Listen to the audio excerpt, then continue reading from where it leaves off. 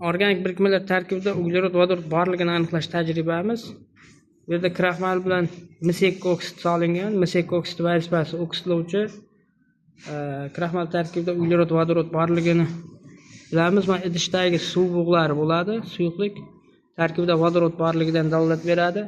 Kalsiy gidroksid eritmasining loyihalanishi kuzatilib, bu yerda karbonat angidrid ajralib, kalsiy karbonat hosil bo'lishi keltirilgan.